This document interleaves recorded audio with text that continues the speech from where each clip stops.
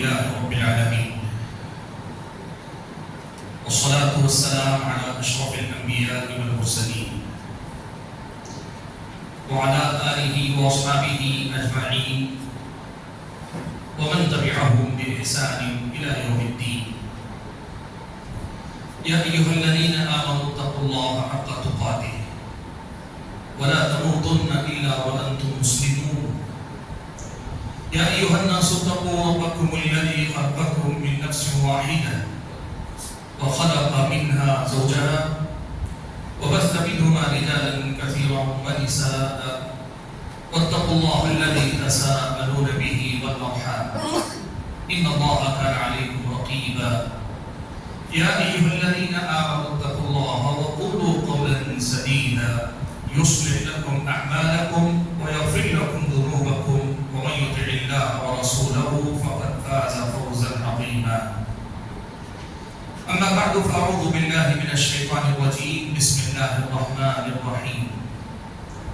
إنما يعمر مساجد الله من آمن بالله واليوم الآخر وأقام الصلاة وآتى الزكاة ولم يخش إلا الله فعسى أولئك أن يكونوا من المهتدين. لائق صدر کرام، صدر مجلس، معزز علماء کرام، مؤذنین گرامی قدر اور پردہ نشین خواتین اسلام، آج کا یہ جو تربیتی کورس برائے ائمہ اور مؤذنین منعقد کیا گیا ہے، اس اجلاس میں، اس مجلس میں مجھے آپ کے سامنے مساجد، مراکز تعلیم و تربیت اس حوالے سے گفتگو کرنے کو کہا گیا ہے۔ آپ اور ہم یہ بات اچھی طرح سے جانتے ہیں کہ مساجد کو عبادت گاہ کہا جاتا ہے اور عوام الناس میں اسے عبادت کا مرکز سمجھا جاتا ہے۔ خود لفظ مسجد سجدہ سے ہے، سجدہ گاہ ہے، اور لفظ کا یہ اطلاق خود بتاتا ہے کہ اس کی اصل حیثیت یہ عبادت کا مرکز ہے، اور عبادت اللہ تعالیٰ کی عبادت کے لیے قائم کیا جانے والا یہ مقام ہے۔ یہ بات اپنی جگہ پہ 100% صحیح ہے کہ یہ اللہ تعالیٰ کی عبادت کے لیے قائم کیے جانے والے مراکز ہیں جن کو مساجد کہا جاتا ہے۔ لیکن بحیثیت علماء اور طلباء، ہم اور آپ اگر قرآنی آیات اور پیارے نبی صلی اللہ علیہ وسلم کی احادیث پہ نظر ڈالیں تو یہ بات ہمارے اور آپ کے سامنے کھل کر آتی ہے کہ یہ یقیناً عبادت گاہیں ہیں، لیکن یہ صرف عبادت گاہ نہیں ہے۔ یہ مرکز عبادت کا ہے، لیکن صرف عبادت کا مرکز یہ نہیں ہے۔ نبی علیہ السلام کی زندگی میں آپ اور ہم دیکھیں، پتہ یہ چلتا ہے کہ نبی علیہ السلام نے عبادت کے ساتھ ساتھ اسے تعلیم کا مرکز بھی بنایا، اور آپ صلی اللہ علیہ وسلم نے اسے تربیت کا مرکز بھی بنایا۔ میں بڑی تیزی سے آپ کے سامنے قرآن و سنت کے کچھ حوالے رکھ لیتا ہوں جو اس پہلو کو اجاگر کریں گے کہ مساجد مسجد بھی ہیں، سجدہ گاہ بھی ہیں، عبادت گاہ بھی ہیں، وہیں اسی کے ساتھ ساتھ یہ مدرسہ بھی، تعلیم گاہ بھی ہیں، یہ تربیت گاہ بھی ہیں۔ یہاں پر لوگوں کی عبادت کے ساتھ ساتھ لوگوں کے ایمان اور عقیدے، لوگوں کے اخلاق، لوگوں کے معاملات اور لوگوں کی زندگی کے تمام پہلوؤں سے متعلق تعلیم بھی دی جاتی ہے اور تربیت بھی یہاں سے کی جاتی ہے۔ آپ اور ہم اگر اس سلسلے میں قرآنی آیتوں کو دیکھنا چاہیں تو قرآن کی جو آیت میں نے آپ کے سامنے پڑھی، سورہ توبہ کی آیت، اس میں اللہ تبارک و تعالیٰ نے اس بات کا تذکرہ فرمایا کہ انما یعمر مساجد اللہ من آمن باللہ والیوم الآخر واقام الصلاة وآتى الزکاة ولم یخش الا اللہ فعسى اولئک ان یکونوا من المہتدین۔ اس آیت میں تفصیل میں کہے بنا آپ علماء ہیں، اچھی طرح سے اس بات کو سمجھتے، جہاں اللہ نے نماز اور زکوٰۃ جیسے اعمال کا، عملی اقدامات کا تذکرہ فرمایا، وہیں اللہ تبارک و تعالیٰ نے مسجدوں کو آباد کرنے والوں کی صفات میں ایمان اور اللہ تعالیٰ سے نہ ڈرنے والے ان کو قرار دیا، اور ان تمام صفات کو اکٹھا کر کے اللہ نے کہا یہ ہدایت یافتہ لوگوں کی علامتوں میں سے۔ ظاہر سی بات ہے یہ صرف عبادت گاہ یا عبادت کرنے والوں کا مرکز نہیں، بلکہ علم اور عمل کا پیکر بن کر، ہدایت کا پیکر بن کر جو لوگ اللہ تعالیٰ کی عبادت کرنے والے ہوتے ہیں یہ ان کا مرکز ہے۔ یہاں آنے والے جہاں عبادتوں سے جڑتے ہیں وہیں اس علم سے بھی جڑتے ہیں جو علم ان کی ایمان کو درست کرے، وہ علم جو ان کی نمازوں کو درست کرے، وہ علم جو ان کی زکوٰۃ کو ٹھیک کرے، وہ علم جو ان کے اندر غیر اللہ کے خوف کو ختم کر کے خشیت الہی پیدا کر سکے، اور وہ علم جو انہیں ہر طرح کی گمراہی سے ہٹا کر ہدایت کی طرف لے جا سکے۔ یہ قرآن مجید کی اس آیت کے مفہوم میں بڑی وضاحت کے ساتھ سمجھ میں آنے والی ایک بات ہے جو آپ علماء کی نظر سے پوشیدہ نہیں ہے۔ اگر ہم احادیث مبارکہ کی طرف دیکھنا چاہیں، پیارے نبی صلی اللہ علیہ وسلم کی متعدد احادیث ہیں جہاں اللہ کے نبی صلی اللہ علیہ وسلم نے بغرض عبادت ہی نہیں، بغرض حصول تعلیم مساجد کا رخ کرنے کے اللہ کے نبی نے ترغیب دلائی۔ نبی علیہ السلام نے اس کے اجر کو بیان فرمایا۔ صحیح مسلم کی روایت ہے، حضرت عقبہ ابن عامر رضی اللہ تعالیٰ عنہ راوی ہیں، فرماتے ہیں کہ نبی علیہ السلام نے ایک دن ہمارے سامنے کہا، تم میں سے کون ہے جو اس بات کو پسند کرے گا کہ وہ بطحان جائے یا وادی عقیق کی طرف جائے، دو موٹی تازی اونٹنیاں لے کر آئے، نہ کسی کا حق مار رہا ہے، نہ کسی کی حق تلفی کر رہا ہے، نہ کسی رشتے ناطے کا نقصان کر رہا ہے، یعنی بغیر گناہ کے صرف وہاں جانا ہے، دو اونٹنیاں موٹی تازی لے کر آنا ہے۔ یعنی یوں سمجھیے کہ مفت میں جا کر کوئی دو اونٹنیاں لے کر آئے، کون پسند کرے گا؟ صحابہ نے کہا اللہ کے نبی ہم سبھی چاہیں گے، ہم سبھی چاہیں گے کہ ہمیں یہ چیز نصیب ہو۔ اللہ کے نبی صلی اللہ علیہ وسلم نے کہا بطحان یا عقیق جا کر دو اونٹنیاں لانے سے زیادہ بہتر یہ ہے کہ تم مسجدوں کو جاؤ اور وہاں جا کر قرآن مجید کی دو آیتیں سیکھ کر آؤ یا پڑھ کر آؤ۔ دونوں الفاظ صحیح مسلم کی روایت میں، تم ان کا علم حاصل کر کے آؤ دو آیتوں کا، یا دو آیتیں پڑھ کر آؤ۔ اور آگے اللہ کے نبی نے کہا یہ دو آیتیں ان دو اونٹنیوں سے بہتر، تین آیتیں دو اونٹنیوں سے بہتر، اور ایسی نہیں جتنی آیتیں تم سیکھ کر آؤ گے اتنی ہی آیتیں اتنی ہی زیادہ اونٹنیوں سے تمہارے حق میں بہتر ہوگی۔ نبی علیہ السلام کی یہ حدیث یہ بتاتی ہے کہ نبی علیہ السلام نے ترغیب دلائی کہ مساجد کو تعلیم کا مرکز بھی ہونا چاہیے۔ پیارے نبی صلی اللہ علیہ وسلم سے ایک اور حدیث سنن ابن ماجہ کی روایت ہے، اللہ کے نبی صلی اللہ علیہ وسلم نے یہ بات ارشاد فرمائی، کہا کہ تم میں سے کوئی آدمی مسجد کی طرف جائے اور اس کا ارادہ سوائے اس کے اور کچھ نہ ہو کہ یتعلم خیرا او یعلمہ، وہ جا اس لیے رہا ہے کہ مسجد جا کر علم سیکھے یا علم سکھائے، طالب علم بن کر جائے یا معلم بن کر جائے، اگر مسجد کا رخ تعلیم کے مقصد سے کرتا ہے، نبی علیہ السلام نے کہا کان لہ من الاجر کاجر الحاج تاما حجتہ، یہ مکمل حج کرنے والے کو اللہ جو ثواب عطا کرتا ہے ایسے بغرض حصول علم مسجدوں کا رخ کرنے والے کو اللہ تعالیٰ نوازتا ہے۔ سبحان اللہ۔ نبی علیہ السلام کی یہ حدیث اور اس سب سے مشہور وہ حدیث جو ہم سب کے زبان زد عام و خاص ہے، اللہ کے نبی نے فرمایا مجتمع قوم فی بیت من بیوت اللہ، صحیح مسلم کی روایت حضرت ابو ہریرہ راوی، اللہ کے نبی نے کہا مجتمع قوم فی بیت من بیوت اللہ یتلون کتاب اللہ ویتدارسونہ بینہم، اللہ کے نبی نے کہا جب کبھی کچھ لوگ اللہ تبارک و تعالیٰ کے گھروں میں سے کسی گھر میں اکٹھا ہوں گے کس لیے؟ اللہ کی کتاب کی تلاوت کرتے ہوئے، یتدارسونہ فیما بینہم، اللہ تعالیٰ کی کتاب کو سیکھتے سکھاتے ہوئے اللہ تعالیٰ کی طرف سے کیا انعامات ملیں گے؟ کہا نزلت علیہم السکینہ، ان پر سکینت اتاری جائے گی، سکون کی دولت اتاری جائے گی۔ یا بعض شارحین نے لکھا فرشتوں کی ایک صنف ایک قسم ہے جن کو السکینہ کہا جاتا ہے، وہ اتر کر آئیں گے اس مجلس میں شرکت کے لیے، وغشیتہم الرحمہ، ان کو اللہ تعالیٰ کی رحمت اپنی آغوش میں لے لے گی۔ اللہ کے نبی صلی اللہ علیہ وسلم نے تیسرا وعدہ کیا وحفتہم الملائکہ، فرشتے انہیں اپنے گھیرے میں لے لیں گے۔ ابن قیم نے لکھا ہے فرشتوں کے گھیرے میں آنے کا مطلب یہ ہوا کہ شیطان کے شر اس کے مکر و فریب سے یہ بچا لیے جائیں گے۔ اور چوتھی بات اللہ کے نبی صلی اللہ علیہ وسلم نے فرمائی، کہا وَذَكَرَهُمُ اللَّهُ فِي مَنْ عِنْدَهُ، اللہ تعالیٰ فرشتوں کے سامنے، وہ فرشتے جو اللہ تعالیٰ کے پاس ہیں ان کے سامنے ان کی تعریف کرے گا۔ یہ سارے فضائل ان لوگوں کے لیے جو مسجدوں میں بیٹھ کر پڑھنے پڑھانے سیکھنے سکھانے کا کام کرتے ہیں۔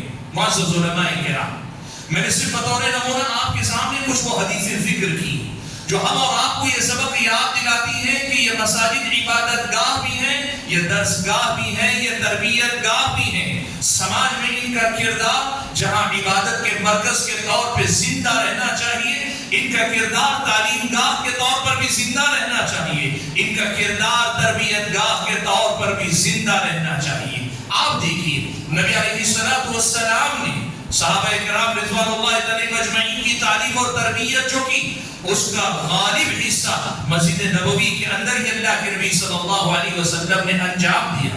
اللہ کے نبی کا معمول تھا نماز فجر کے بعد اللہ کے نبی صلی اللہ علیہ وسلم صحابہ کی طرف جب رخ کر کے بیٹھتے تو صحابہ سے اللہ کے نبی صلی اللہ علیہ وسلم کئی بار خود سوال کرتے، کئی بار صحابہ سوال کرتے۔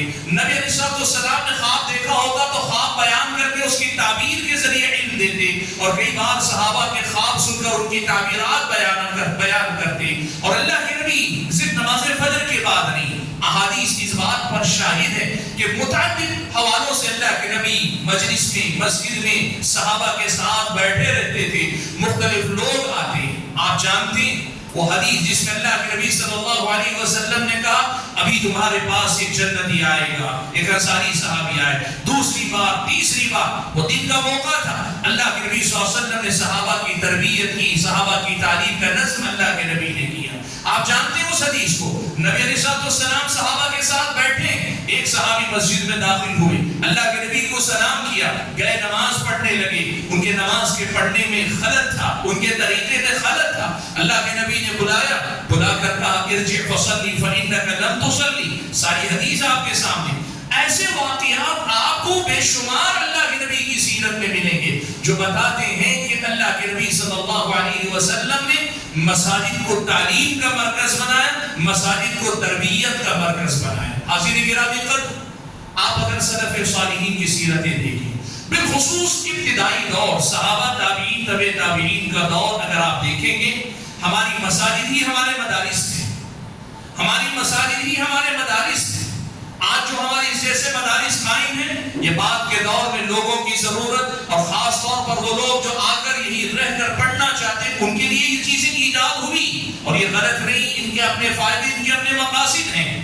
لیکن ان مدارس کے وجود میں آنے کا یہ مطلب ہرگز نہیں ہے کہ مساجد کا یہ تعلیمی اور تربیتی کردار مساجد سے الگ کر دیا جائے۔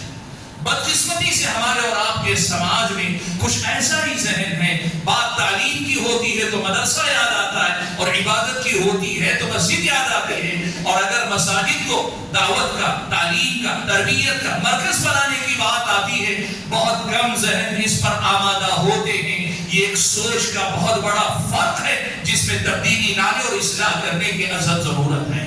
حاضرین گرامی پر سلف صالحین کے زمانے کے مدارس اگر آپ دیکھیں گے، ابتدائی دور کے تمام مدارس مساجد میں تھے۔ تاریخ اسلام کا سب سے پہلا مدرسہ کون سا تھا؟ اہل علم نے لکھا دار ارقم تھا۔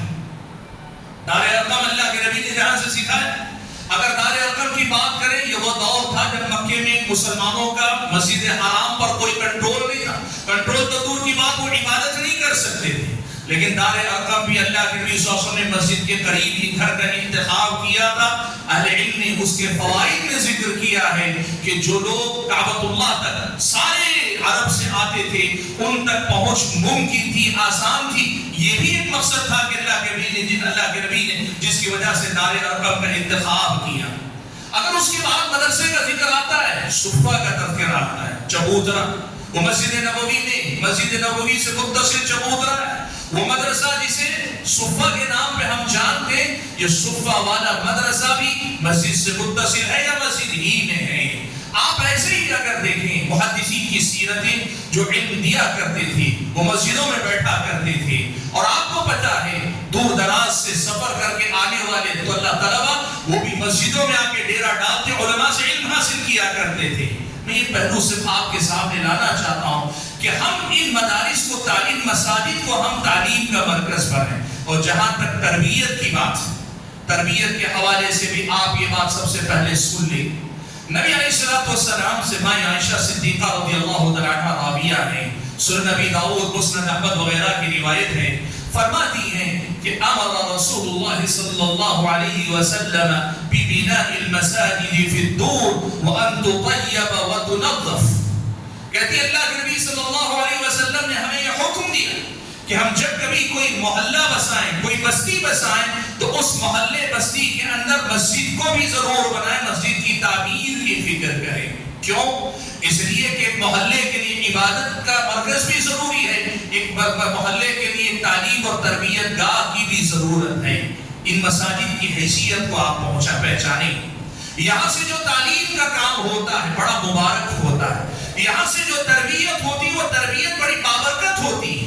تعلیم صرف یہی نہیں ہوتی، تربیت صرف یہی نہیں ہوتی، لیکن جو تعلیم یہاں ہوتی ہے، جو تربیت یہاں ہوتی ہے وہ بڑی بابرکت ہوا کرتی ہے. اور اس بات کی شواہد پوری تاریخ اسلام میں آپ کو جا بجا ملے گے. وہ علماء جنہوں نے مساجد کو مرکز بنا کے کام کیا، ان کی زندگیاں بڑی مبارک، ان کی دعوت بڑی مبارک، ان کی تبلیغ بڑی مبارک. اللہ تعالیٰ نے مسجد کا خیر ان کی دعوت، ان کی تعلیم، ان کی تربیت کے اندر منتقل کیا. آپ کو معلوم ہے مساجد کی حیثیت پاور ہاؤس کی ہوتی ہے. اللہ تبارک و تعالیٰ نے اہل ایمان کے دل میں مساجد کا ایک مقام رکھا ہے. اہل ایمان و انتہا درجے کا کمزور ایمان والا بھی مسلمان ہوگا، اسے مسجد سے اس کا رشتہ بڑی عجیب و غریب محبت کا رشتہ ہے. اور آپ یہ بات یاد رکھیں، باہر دی جانے والی تعلیم و تربیت کے لیے ہو سکتا ہے آپ کو کسی کے دل میں دروازہ کھولنا پڑے، لیکن مسجد میں دی جانے والی تعلیم و تربیت میں یہ ایڈوانٹیج، یہ یوں زائد کا یہ اضافی فائدہ حاصل ہوگا. یہاں آنے والے کا دل پہلے سے کھلا رہتا ہے، یہاں آپ کی تعلیم اور تربیت کا کام بہت آسان ہوتا ہے. میں آپ کے سامنے ایک واقعہ ذکر کر دوں. میری اپنی بستی کا ایک واقعہ، ایک نوجوان نے مجھ سے مسئلہ پوچھا. نماز کے بعد مسجد کے باہر ہی کھڑے ہو گئے، مسجد کے باہر آنگن میں. مسئلہ میں نے تفصیل سے سمجھا دیا. اس نے کہا اگلا جمعہ آپ کا ہے، یہی مسئلہ ممبر سے بتا دیجیے. اس نے کہا یہی مسئلہ ممبر سے بتا دیجیے. میں نے اس سے پوچھا کہ ممبر سے بتانے کی کیا ضرورت ہے، مسئلہ تو آپ کو سمجھ میں آ گیا. اس نے جو بات کہی، حالانکہ وہ بات ہمارے علم میں ہے، سب نے سمجھ میں ہے، لیکن جب سامنے سے بات آئی تو اندر سے مجھے خود احساس ہوا کہ اتنی بڑی غفلت کا شکار ہے. میں کہنے لگا کہ مولانا برا مت مانیے، آپ بھی یہیں سے بھی آپ، یہاں سے بھی آپ بھی بول رہے ہیں، وہاں سے بھی آپ بولیں گے، مجھے پتا ہے. اور جو یہاں بولے وہی آپ وہاں سے بھی بولیں گے، لیکن ہماری مجبوری یہ ہے جو بات ہم وہاں سے سنتے ہیں وہ سیدھے اندر جاتی ہے، اور یہاں سے سننے والی بات میں کہیں کچھ تردد باقی رہ سکتا ہے. سبحان اللہ. یہ تعلیم اور تربیت کا ایک ایسا اللہ تعالیٰ نے روحانی ذریعہ بنایا ہے مساجد کو کہ ان کی استقلال کی ازحد ضرورت ہے. نبی علیہ السلام نے صحابہ کو اسی طریقے پر تربیت دی. آپ کے پاس وفود آتے، وفود کی تربیت آپ نے مسجد میں کی. آپ نے اعرابی کا قصہ سنا ہے جو اللہ کے نبی صلی اللہ علیہ وسلم کے پاس ملاقات کے لیے آیا، ایک کنارے کھڑے ہو کر پیشاب کرنے لگا. اللہ کے نبی نے وہی اصلاح کی، وہی تربیت کی. واقعات بے شمار ہیں. آپ علماء ہم سے زیادہ ان باتوں سے واقف ہیں کہ کیا کیا واقعات سیرت نبوی میں اس مسئلے پہ دلالت کرنے والے مجھ کو اور آپ کو ملتے ہیں. میں اس مسئلے پر آپ کی توجہ مبذول کرنا چاہتا ہوں کہ مساجد کو ہم اور آپ تعلیم اور تربیت کا مرکز بنانے کی فکر کریں. اور اس سلسلے میں چھوٹی سی بات آپ کے سامنے رکھتا ہوں.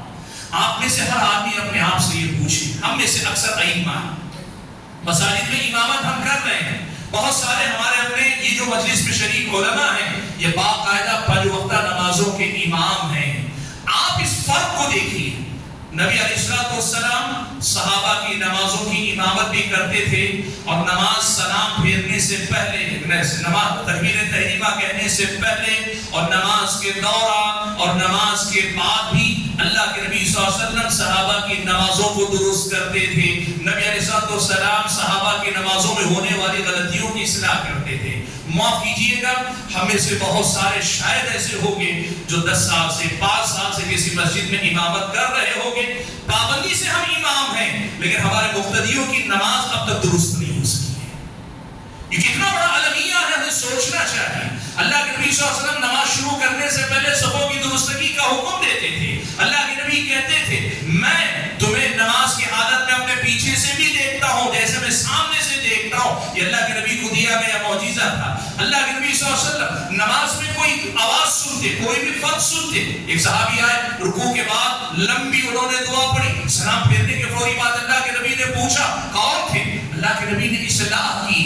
اب وہ ائمہ جو نماز تکبیر تحریمہ سے سلام پھیرنے تک اچھی پوری یکسوئی کے ساتھ سنت کی پابندی کے ساتھ پڑھا رہے ہیں, بڑے مبارک ہیں, لیکن وہ اپنا کام ادھورا کر رہے ہیں اگر وہ اپنے مصلیوں مقتدیوں کی نماز درست نہیں کر پا رہے. صرف ایک مثال آپ کے سامنے دے رہا ہوں کہ اس ذہن نے کہ ہم نے امامت کو عبادت اور عبادت کی ذمہ داری تک محدود کر لیا, مساجد کا تعلیمی اور تربیتی کردار کیسے ہمارے سامنے سے مفقود ہو گیا, اس کو دیکھنے کی ضرورت. حاضرین گرامی قدر, ان بنیادی باتوں کو ذکر کرنے کے بعد آپ علماء کرام کے سامنے جو بات میں رکھنا چاہتا ہوں, اس تعلیمی و تربیتی کردار کو زندہ کرنے کے لیے ہمیں سوچنا پڑے گا. ہماری اپنی مسجد, کوئی شہر کی مسجد کے امام ہیں, کوئی قریے کی مسجد کے امام ہیں, کہیں لوگ صرف فجر اور عشاء میں اطمینان سے آ سکتے ہیں, کہیں لوگ ظہر میں آ سکتے ہیں, کہیں جمعہ کے دن زیادہ بہتر ہوگا, لیکن کہیں ہفتہ اور اتوار کا دن اپنے اپنے مصلیوں مقتدیوں اور مسجد کے آنے والے افراد کو پیش نظر رکھتے ہوئے تعلیم اور تربیت کا نظم مسجدوں کے اندر پھر سے ترتیب دینے کی ضرورت ہے. آپ میں سے سبھی اکثر مسلک اہل حدیث سے تعلق رکھنے والے احباب, آج آپ کے سامنے یہ بات میں بڑی ذمہ داری سے بتانا چاہتا ہوں, جماعت اہل حدیث کی دعوت و تبلیغ کا جو کام ہوا نا, وہ اسی مساجد کے تعلیمی و تربیتی کردار کو مرکزی حیثیت دے کر ہوا. آپ اہل حدیث علماء کی سیرتیں اگر پڑھ کے دیکھیں گے آپ کو پتا چلے گا, آنے والے علماء سفر کر کے آتے مسجدوں میں 2 ہفتوں کے لیے, 1 مہینے کے لیے, 1 ہفتے کے لیے ٹھہر جاتے, اور پھر اس کے بعد مزدور پیشہ لوگوں کو شام میں کبھی اکٹھا کرتے, کبھی فجر میں اکٹھا کرتے. یہی سے انہوں نے تعلیم دی, عقیدہ سکھایا, نماز سکھائی, اخلاق کے سدھار کی بات کی, حلال و حرام کی تمیز سکھائی, اور یہی سے لوگوں کی تربیت کی. اور ہمارے اور آپ کے بزرگوں سے پوچھ کر دیکھیں, مسجد سے باہر یہ جلسے جلوس جو آج ہوتے ہیں, میں اس کو غلط نہیں کہہ رہا ہوں, لیکن یہ بات میں پھر کہہ رہا ہوں, مسجد کے تعلیمی و تربیتی کردار کا یہ بدیل نہیں ہو سکتے, یہ آلٹرنیٹ نہیں ہو سکتے, یہ اس کے کردار کو توسیع دینے والے ہو سکتے ہیں, لیکن اس کے تعلیمی و تربیتی کردار کو ختم کر کے اس جگہ کو ہم آباد نہیں کر سکتے. اس حقیقت کو ہم اور آپ کو سمجھ کر مساجد کے تعلیمی و تربیتی کردار کو زندہ کرنے کی ضرورت ہے. حاضرین گرامی قدر, 5 منٹ اور میرے رہ گئے, ایک بڑی اہم بات آپ کے سامنے رکھنا چاہتا ہوں. آپ علماء کرام ہیں, تعلیم اور تربیت کا مرکز بنانے کی جو بات میں نے کی, اس میں جہاں آپ علاقے کی ضرورتوں کا خیال رکھیں, وہیں اس بات کا بھی خیال رکھیں سماج کے ہر طبقے کے لوگوں کے لیے تعلیم کا طریقہ الگ ہونا چاہیے. عورتوں کے لیے آپ الگ انتظام کریں, مردوں کے لیے الگ انتظام کریں, خود بالخصوص نوجوانوں کے لیے, بڑی عمر کے جو بزرگ ہوتے ہیں یا ریٹائرڈ لوگ ہوتے ہیں ان کے لیے کچھ الگ انتظام کریں.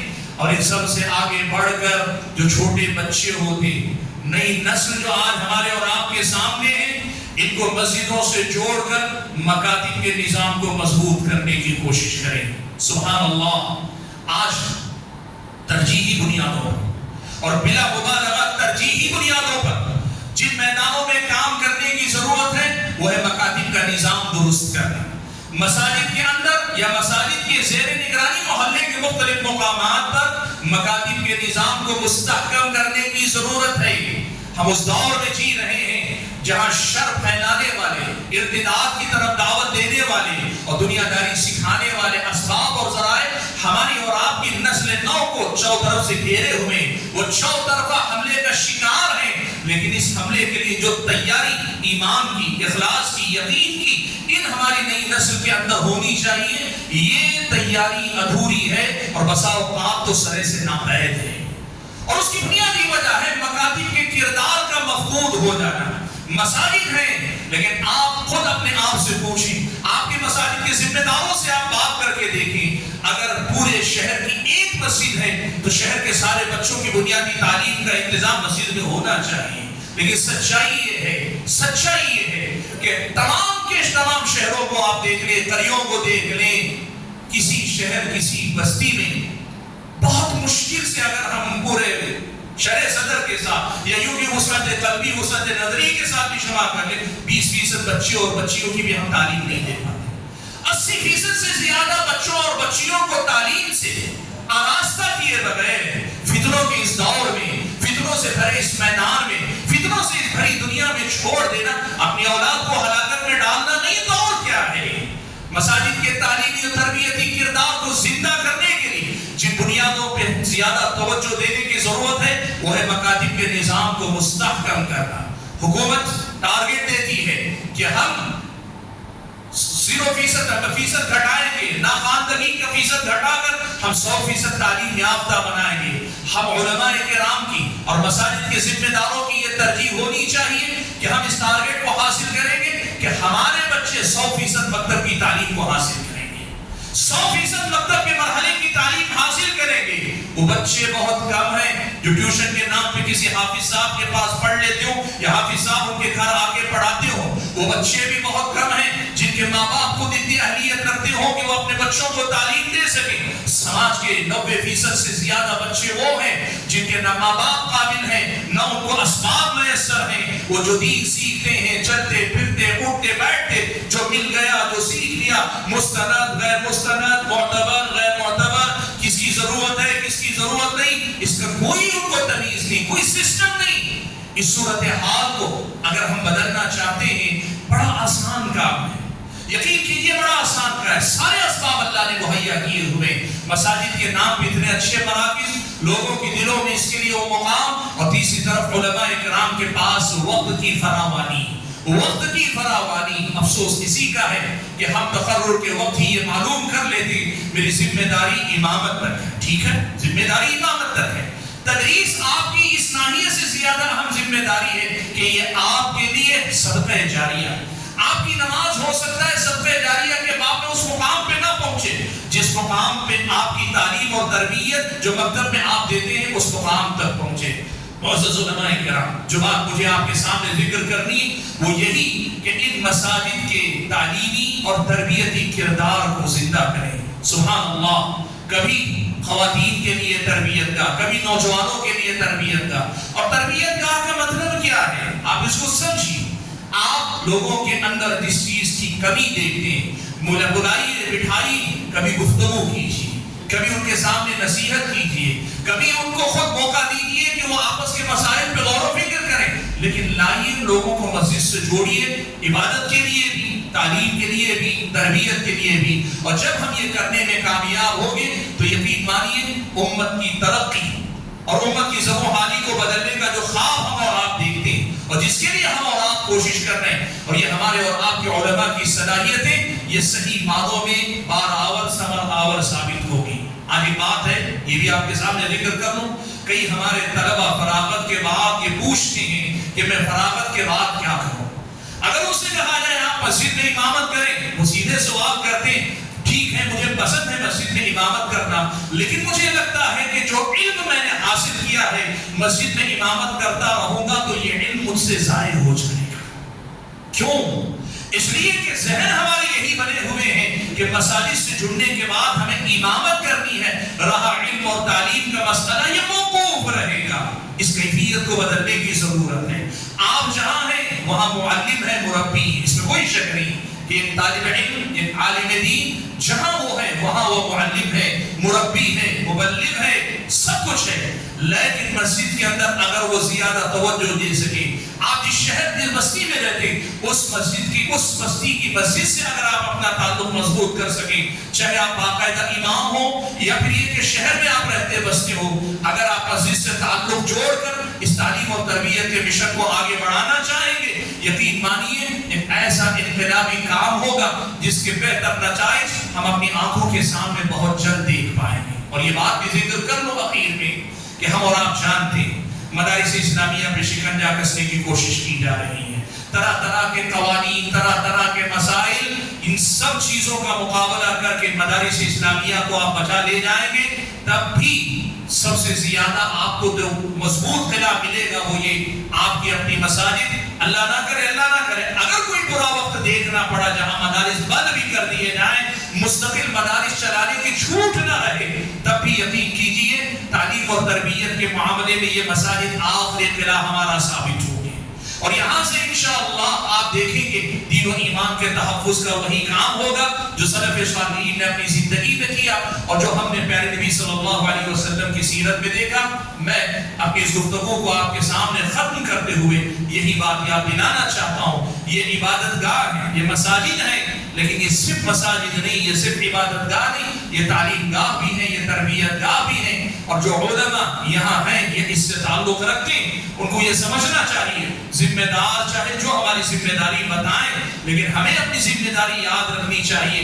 ہم جہاں ہیں وہاں امام بھی ہیں، معلم بھی ہیں، مربی بھی ہیں۔ اللہ مجھے اور آپ سب کو کہنے اور سننے سے زیادہ عمل کرنے کی توفیق عنایت فرمائے۔ آمین وآخر دعوانا الحمدللہ رب العالمین۔